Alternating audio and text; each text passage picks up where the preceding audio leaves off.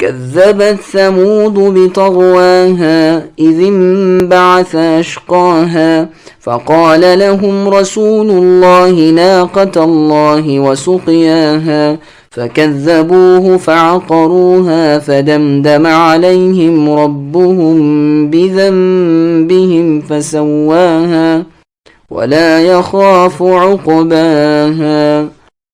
سمودیوں نے اپنی سرکشی کے باعث جھٹلایا۔ جب ان میں کا بڑا بدبخت اٹھ کھڑا ہوا، انہیں اللہ کے رسول نے فرما دیا تھا کہ اللہ تعالیٰ کی اونٹنی اور اس کی پانی پینے کی باری کی حفاظت کرو۔ ان لوگوں نے اپنے پیغمبر کو جھوٹا سمجھ کر اس اونٹنی کی کونچیں کاٹ دیں، پس ان کے رب نے ان کے گناہوں کے باعث ان پر ہلاکت ڈالی اور پھر ہلاکت کو عام کر دیا اور اس بستی کو برابر کر دیا۔ وہ اس سزا کے انجام سے بے خوف ہے۔ سامعین، ان آیتوں کی تفسیر سماعت کیجیے۔ سمودیوں کی سرکشی کا انجام۔ اللہ تعالیٰ بیان فرما رہے ہیں کہ سمودیوں نے اپنی سرکشی اور تکبر و تجبر کی بنا پر اپنے رسولوں کی تصدیق نہ کی۔ محمد ابن کعب القرظی رحمۃ اللہ علیہ فرماتے ہیں، بطغواہا کا مطلب یہ ہے کہ ان سب نے تکذیب کی، لیکن پہلی بات ہی زیادہ اولا ہے۔ مجاہد رحمۃ اللہ علیہ اور قتادہ ان دونوں نے بھی یہی بیان کیا ہے۔ اس سرکشی کی وجہ سے اور اس تکذیب کی شامت سے یہ اس قدر بدبخت ہو گئے کہ ان میں سے جو زیادہ بد شخص تھا وہ تیار ہو گیا۔ اس کا نام قدار ابن سالف تھا۔ اسی نے صالح علیہ السلام کی اونٹنی کی کونچیں کاٹی تھیں۔ اسی کے بارے میں فرمان ہے فَنَادَوْا صَاحِبَهُمْ فَتَعَاطَى فَعَقَرَ کہ سمودیوں کی آواز پر یہ آ گیا اور اس نے اونٹنی کو مار ڈالا۔ یہ شخص اس قوم میں ذی عزت تھا، ذی نسب تھا، یعنی عزت اور نسب والا، شریف تھا، قوم کا رئیس اور سردار تھا۔ مسند احمد کی حدیث میں ہے کہ رسول اللہ صلی اللہ علیہ وسلم نے ایک مرتبہ اپنے خطبے میں اس اونٹنی کا اور اس کے مار ڈالنے والے کا ذکر فرمایا اور اس آیت کی تلاوت فرمائی اور فرمایا کہ جیسے ابو زمعہ ہے اسی جیسا یہ شخص بھی اپنی قوم میں شریف، عزیز اور بڑا آدمی تھا۔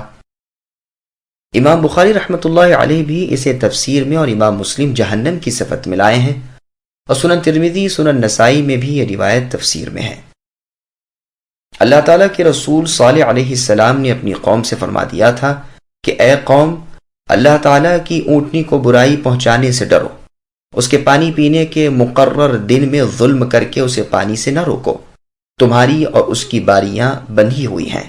لیکن ان بدبختوں نے پیغمبر صالح علیہ السلام کی نہ مانی، جس گناہ کے باعث ان کے دل سخت ہو گئے اور پھر یہ صاف طور پر مقابلے کے لیے تیار ہو گئے اور اس اونٹنی کی کوچیں کاٹ دی جسے اللہ تعالیٰ نے بغیر ماں باپ کے پتھر کی ایک چٹان سے پیدا کیا تھا، جو صالح علیہ السلام کا معجزہ اور اللہ تعالیٰ کی قدرت کی کامل نشانی تھی۔ اللہ تعالیٰ بھی ان پر غضبناک ہو گئے اور ہلاکت ڈال دی اور سب پر برابر سے عذاب اترا۔ یہ اس لیے کہ احیمر ثمود کے ہاتھ پر اس کی قوم کے چھوٹے بڑوں نے، مرد عورت نے بیعت کر لی تھی اور سب کے مشورے سے اس نے اس اونٹنی کو کاٹ ڈالا، اس لیے عذاب میں بھی سب پکڑے گئے۔ وَلَا يَخَافُ کو فَلَا يَخَافُ بھی پڑھا گیا ہے۔ مطلب یہ ہے کہ اللہ تعالیٰ کسی کو سزا کرے تو اللہ کو یہ خوف نہیں ہوتا کہ اس کا انجام کیا ہوگا، کہیں یہ بگڑ نہ بیٹھیں۔ یہ مطلب بھی ہو سکتا ہے کہ اس بدکار احیمر ثمود نے اونٹنی کو مار تو ڈالا لیکن انجام سے نہ ڈرا، مگر پہلا قول ہی اولا ہے، یعنی اللہ کو کسی کو عذاب دینے پر خوف نہیں ہوتا۔ واللہ اعلم۔